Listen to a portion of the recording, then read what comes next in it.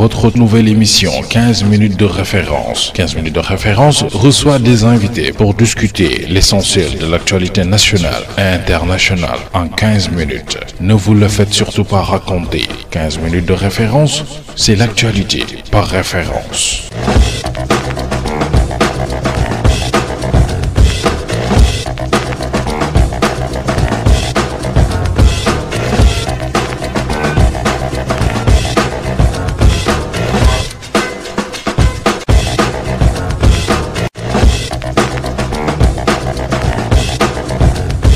Beaucoup téléspectateurs yi nga xamante ni ñoo baaxoo di suivre seen émission am nañu mbégte dellu soir ci numéro bi nag dañoo am mbégte vraiment dalal ki nga xamante ni moo di Abdoulaye Mbaye nag adjoint au maire au niveau de la ville de Guédiawaye mais on a l'habitude quand même de l'appeler monsieur le maire tout simplement. Monsieur le maire ñu ngi lay nuyu.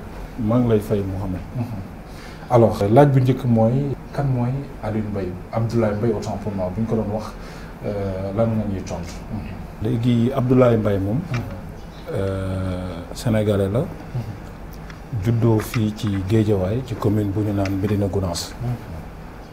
Gounass 4 ci gëbla gi yaroo Guédiawaye dem dex meew dem filawooy dawal troto dawal vélo dem syndicat wuti orange jànge Guédiawaye tamit ba yegg si fii ñu yegg si fii tey donc waaye tamit ma ci dugal ci prox ndoolu rek di wax ni sama cosaan aussi Njaasaan la nga xamante ni ñooy sama dëkku maam ma ciy profité du nuyu la xalif général El Hadji Mamadou Mouhamed Kounta ak toute la famille Kountiou ak sama mbokk yi nekk foofu yëpp maa ngi leen di nuyu di leen ñaanal macha allah su ma déggee ci sa introduction Guédiawaye nga juddoo dem nga Filawooy dem nga dex meew dafa mel ni da nga fier ci dëkk bi nga dëkk Guédiawaye sa lépp di Guédiawaye. waaw loolu fierté laa ci am politiciens yu mën a taxaw ni fi leen juddoo bariwul yàlla def man ma bokk ci ñi nga xamante ni ñoo juddoo Guédiawaye mais nag loolu aussi du lu ñuy bàkkoo parce que ñun ñëpp ay sénégalais lañ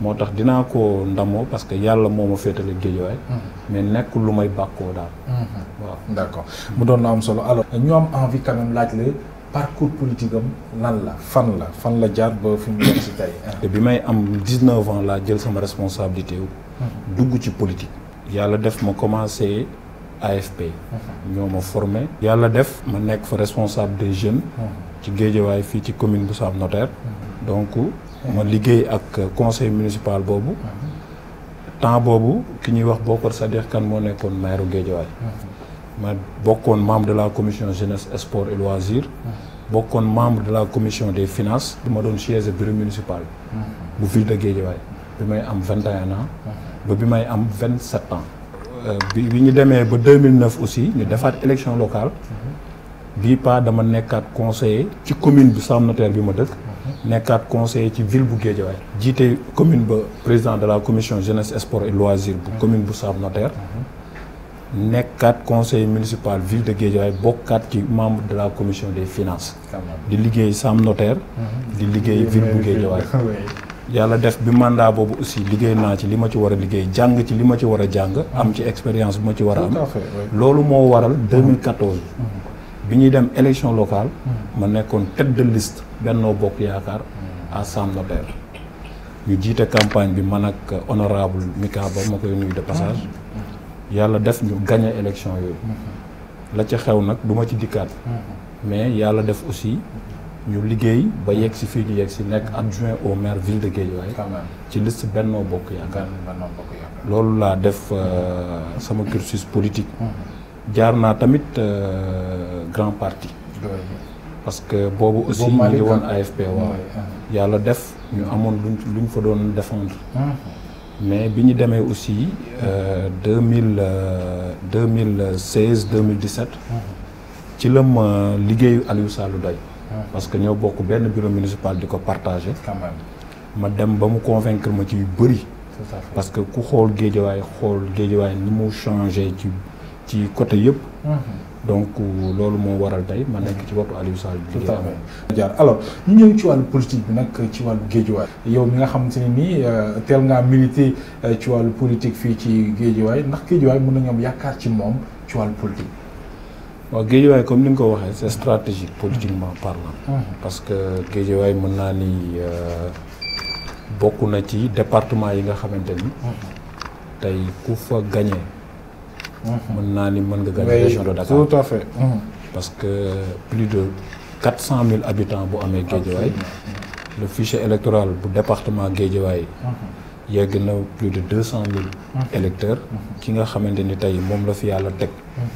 muy le maire de la ville Aliou Sall vraiment fexe na ba nga xamante ni téye na politique gu Guédiawaye bu baax a baax parce que mën naa ni toutes les forces vives du département de Guédiawaye tey ànd nañoo moom dans le cadre de Benno Bokk Yaakaar coalition Benno Bokk Yaakaar ak ñi nga xamante ni c'est des mouvements de soutien ñi ngi liggéey pour le compte du président Macky Sall parce que fii ku nekk am nga maturité am nga xel am nga xalaat xam nga lu kuy liggéey ak ku dul liggéey te tamit programme boo koy proposer ni tamit mën nga toog rek bind sa programme bind lu la neex voilà dinaa def lii dinaa def lii dinaa def lii mais naka nga koy defee fan ngay jële yooyu ressources yan canal ngay jaar tey pour loolu nga xamante ni moom nga proposer Sénégalais yi wala moom nga proposer population de Guédiawaye nga mën ko def moo tax boo xoolee les réalisations de Aliou Sall à Guédiawaye et du président Macky Sall a complètement tué l'opposition. D'accord ci réalisation yi dinañ ci ñëw mais avant ñu ci ñëw Aliou Sall moom ci boppam en question monsieur le maire naka la réunir quand même toute la classe politique bi nga xam te ñu ngi fii ci Guédiawaye ba fexe ba ñëpp ànd ak moom mu ñëw tey gagné mairie bi loolu itam xam naa ne am na liggéey derrière mais naka la waaw mooy li ma la wax sànq rek xam naa damay rebondir ci question boobu population Guédiawaye dañu responsable parce que bi mu ñëwee déroulé na un programme bu am solo bi nga xamante ni jëmale na ko ci njàng mi jëmale ko ci santé jëmale ko ci jeunesse bi jëmale ko ci famille jëmale ko aussi ci développement Guédiawaye ci cadre de vie bu Guédiawaye looloo tax aussi waa Guédiawaye voteel ko looloo tax waa Guédiawaye teg ko ci bopp Guédiawaye mais biñ ko ci tegee ba léegi bu fekkee dinañ dellusiwaat ci réalisation bu la neexee mën naa dinañ ci ñëw donc looloo tax Guédiawaye aussi mu nekk un homme responsable et respectueux nekk kilifa boo xamante ni démarche am wala approche am ci nit ñi dafa am solo parce que am na yar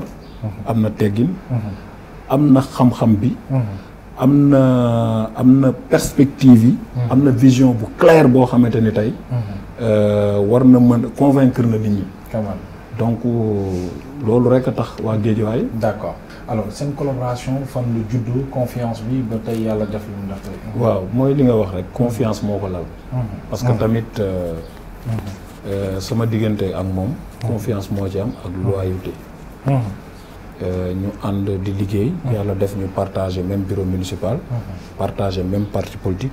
partager même vision politique. ba tax na tamit mu nekk benn maire bu ouvert. parce que ku ne xam na maire yu bari ni ñuy doxee. lu bari dañ koy téye concentré ko ci seen bopp. mais moom gëmul loolu. moom il a un esprit de partage. boo xoolee liggéey bi ci maire bi. ku nekk yaa ngi jàpp fenn.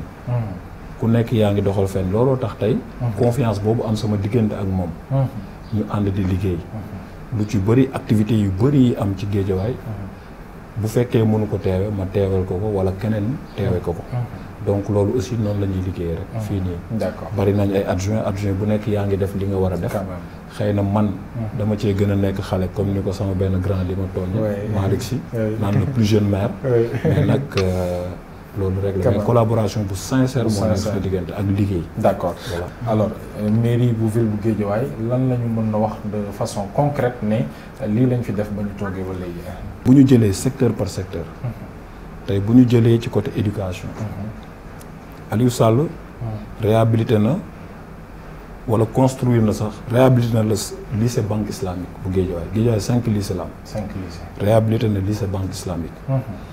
def fa bloc administratif construire fa yeneen classe supplémentaire. Ogo Diop CM Ogo Diop réhabilité waat na ko. defar bloc scientifique. def fa bloc sanitaire construire fa d'autres salles de classe 21 salles de classe. nga ñëw actuellement banque CM Darou Salam. réhabilité na waat école bi tabax fa yeneen 6 salles de classe supplémentaires yoo xamante ni ci poche am la ko def actuellement travaux yaa ngi daw. 6 salles de classe supplémentaires. actuellement dans le cadre lu ñuy wax pro banlieue aussi. chaque année dañuy cibler benn lycée dem fa. mais ren ñi ngi lycée Pikine Est. actuellement lycée Pikine Est ñi ngi construire 25 salles de classe. yoo xamante ni actuellement travaux yaa ngi dem. ren ñi ngi joxe 150 000 cahiers. ak ay matériel de géométrie. preuve à l'appui bu ñuy dugg si rek gis nañu camion. voilà donc voilà bi ngeen di dugg si gis ngeen camion di ko wàcce. troisièmement aussi on est à 1200 bourses scolaires à Guédiawaye. quand même. donc loolu aussi c'est énorme. oui. donc bu ñu jëlee côté sport gis ngeen. stade Ndiarème. ni complètement changé. dañ ko reprendre tabaxaat ko. gis ngeen stade Amadou Barry. construction baa ngi dem ñu ngi pavé sax hall bi. gis ngeen aussi dans la mobilité urbaine. gis ngeen Guédiawaye. donc pavage yi on a presque 15 kilomètres de pavage. dugg ngeen les allées notaires. jël ngeen la route des Niayes bu commencé Case ba jëm Canada. Guédiawaye ci kaw. gis ngeen ñu ngi koy def 2 fois 2 voies. avec des canalisations yoo xamante ni tey. ndox sax dootu fa taa. donc boo gis ngeen aussi l'extension de la VDN 4 ak Guédiawaye. gis ngeen aussi la grande mosquée de Guédiawaye. nga xamante ni Guédiawaye amul woon grande mosquée. mais foo toll ci Guédiawaye léegi da ngay gis grande mosquée de Guédiawaye. donc secteur par secteur boo jëlee tey hôpital Roi Baudouin tey.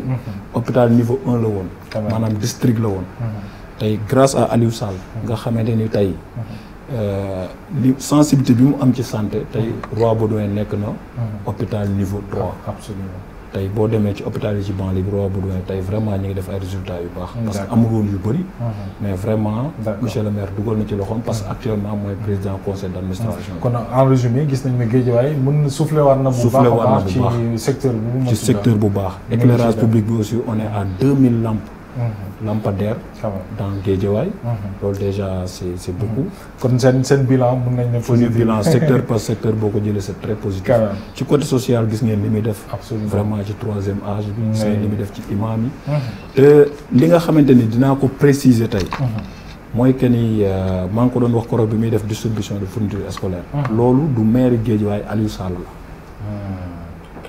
nekkul maire bi moo koy def mais lui-même moo koy def. moom moo koy def. ok ci mbaaxam quand même. waaw te loolu aussi c'est à souligner. dafa am solo c'est à souligner parce que tey bu ko neexoon.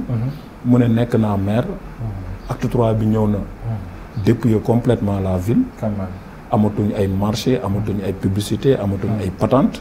bu ko neexoon mu ne voilà li ma sama budget permettre laa yem.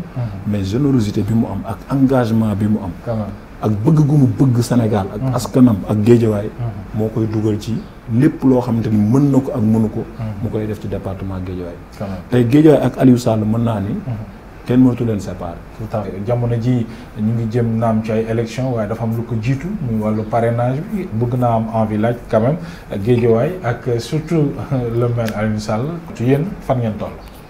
waaw parrainage bi dafa nekk lu am solo. parce que bi ko président di teg. ñu bari dañu xalaatoon ni baaxul. mais boo xoolee parrainage bi dafa am solo parce que dina permettre parti bu nekk. balaa ngay dem élection nga mën a natt sa bopp. dina permettre dina permettre aussi ñu mën a rationaliser. les candidats. tout à fait. parce que mënuñu ko jóg rek ni candidat la.